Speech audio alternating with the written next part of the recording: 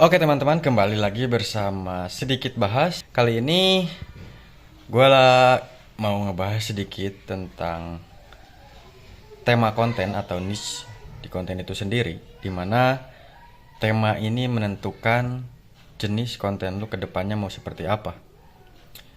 Tema ini juga menentukan masa depan lu di dunia konten kreator nantinya. Apa yang lu pilih dari awal itu harus lu tetapin sampai akhir. Gak bisa lu ngacak-ngacak tema yang mau lu bahas. Oke, banyak konten kreator yang seperti itu, tapi kebanyakan penonton bingung. Ini dia bikin apa sih?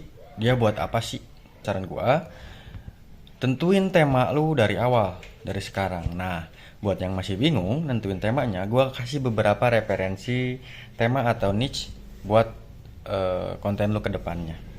Yang pertama ada finance atau keuangan, dimana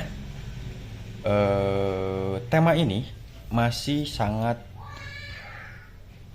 banyak orang yang perlu atau banyak orang yang nyari gitu loh soal keuangan. Apa aja sih? Contohnya ya dari mulai mengatur uang, pembahasannya dari mulai mengatur uang, investasi, kemudian saham, kalau lu paham ya. Yang terakhir ada soal kripto, itu masih banyak yang bahas, masih rame juga.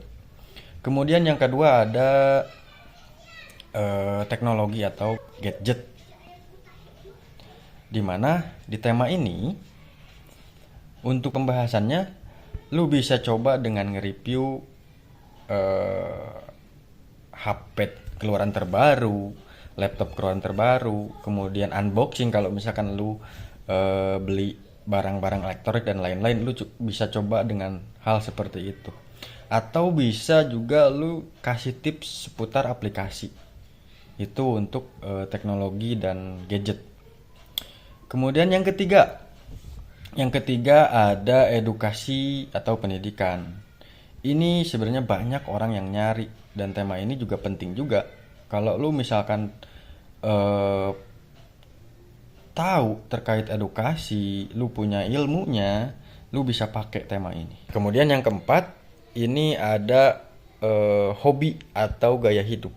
Dimana gue kira tema ini banyak banget yang pakai, tapi masih relevan karena pembahasannya yang hangat juga. Ini seputar kehidupan kita. Contohnya kayak gimana sih bang? Gue kasih contoh, gue punya channel mancing. Mancing juga itu masuk ke gaya hidup kita. Dimana eh, gue sebagai tukang mancing, gue berperan sebagai tukang mancing, ya gue nikmatin mancingnya. Gue bikin channel mancing, ya gue kasih ke seputar mancing dari mulai umpan sampai strike dan lain-lain.